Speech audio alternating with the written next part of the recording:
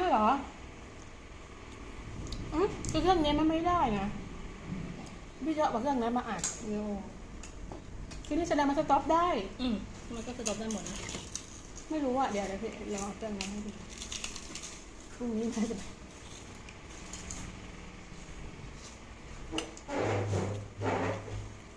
โอ้ยวิ่งเมย์ถ้ามันลาดนะแมวตักน้ำได้นะทำไงล่ะเร็วๆเดี๋ยวเจ๊บ่นแล้วนะเว้ย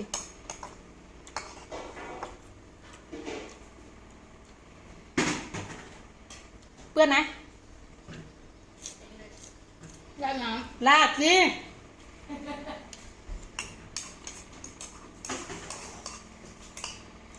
ดน้ำก่อนที่แม่มันจะกลับมาเร็วมันก็ไหลเป็นธรรมดาของมันอยู่แล้วไม่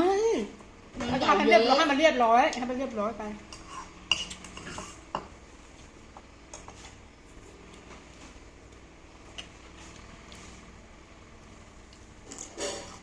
มันเหนียวมากเลยมันเหนียวเลื่อนไปใส่น้ำ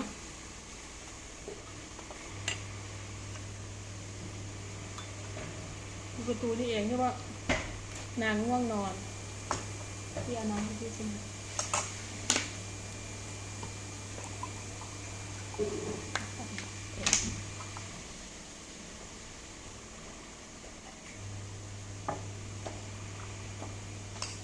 เดินมาเดินกินตำหนึ่งกิน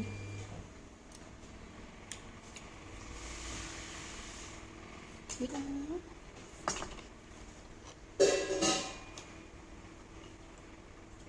ตอนนี้ยังไม่เท่าไหร่นิดหนึ่งยิ่งเผ็ดยิ่งเผ็ด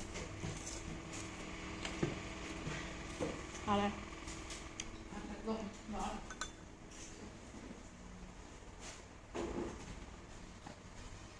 ไม่เนี่ยมันก็ไม่ค่อยกินของมัน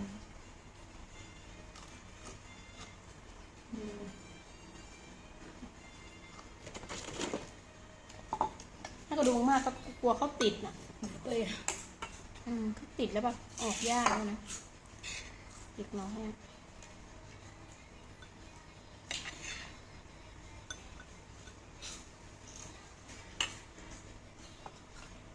แล้วก็รสอะไรบ้าง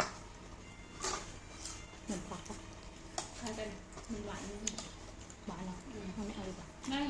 มันก็หวานเหมือนมะละกออ่ะหรอใช่ไหมแล้วก็จะหวานมันขึ้นมาอันนี้เลย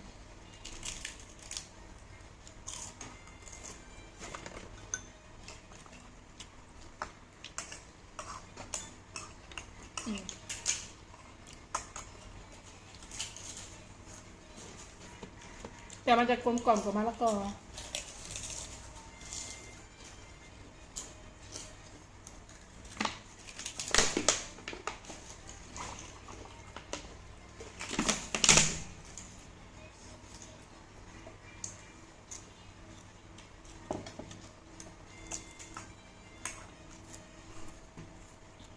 แม่จะทำใสอีกกว่านี้มันก็ทำเข้มข้น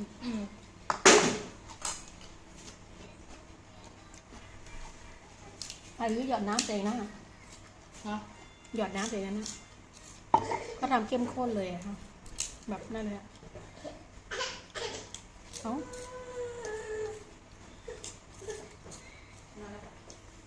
แล้วก็ง่วงด้วยเราพูดถึงตาไม่อะไร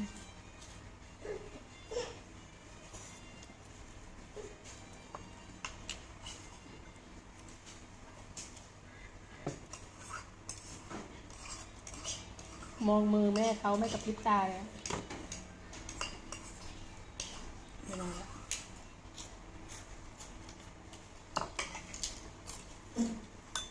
เดี๋ยวกูจะออกก็ตื่น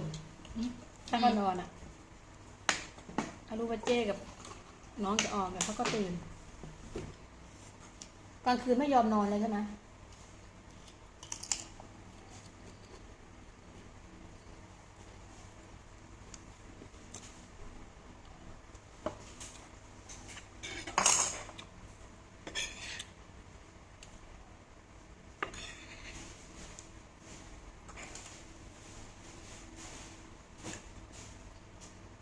ใส่ไปกี่เม็ดฮะใส่ไปกี่เม็ดอะไรนะใส่ไปกี่เม็ด10 ปะ รวมทั้งพริกแห้งกับพริกนั่นน่ะตัวไป10เยอะๆอันนี้5พริกตัวเล็กๆนั่นน่ะ5เนี่ยเป็นพริกสุกเหรอแล้วพริกแห้งภาษาไทยเรียกพริกแห้ง ใช่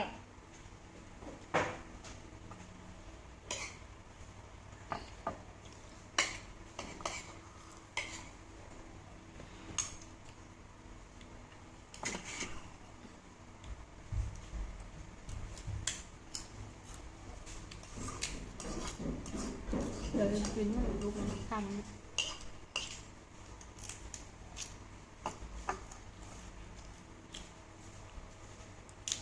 พี่เมียเป็นคนที่ชอบกินไข่เค็มมาก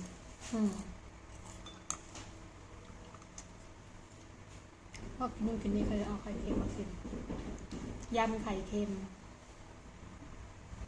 ถ้าสามารถกินไข่เค็มแล้วเอาข้าวโรยพริกน้ำปลาแล้วก็กินไข่เค็มกินได้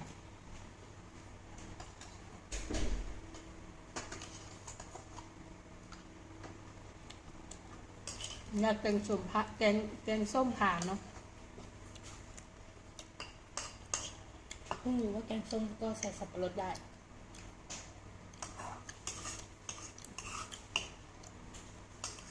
เถียงกันอยู่ว่าทำไมต้องใส่นี่ด้วยล่ะคะไม่ต้องใส่เนี่ยใส่เนี่ยลงมันแล้วมันก็กลมกล่อมกว่ามะละกอเป็นว่าอย่างเงี้ย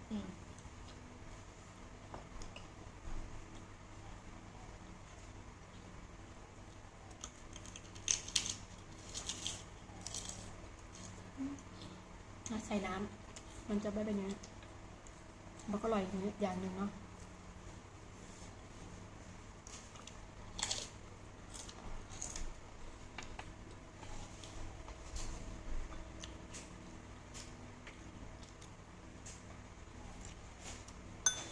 เวียดนามมีส่วนรวมเดี๋ยวไม่กินใช่ไหม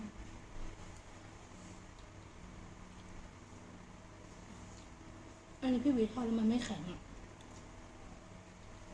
มันแข็งอยู่นะวิวไม่อยากให้มันแข็งมากถ้าแข็งมากแบบเรามาผัดแล้วมันจะไม่อร่อย แต่แม่ทอดแข็งอ่ะ เนาะแม่เขาชอบกินกับนั่นไงเขาทอดกินกับน้ำจิ้มเขาไม่ทอดผัดอันเนี้ย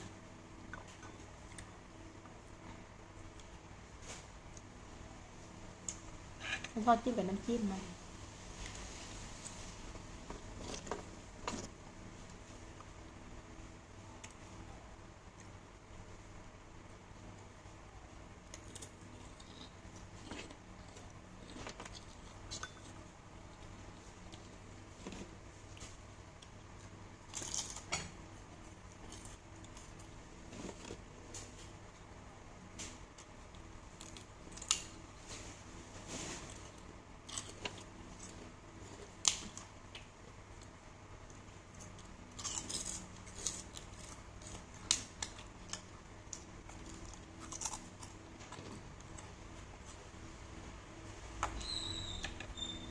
หายเหรอไหนนะ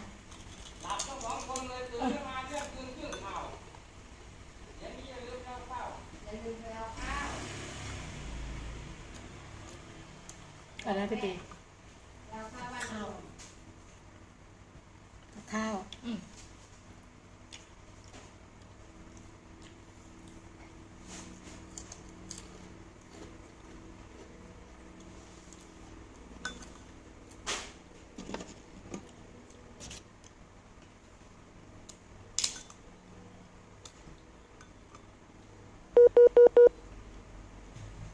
มันจะมีเสียงพูดอยู่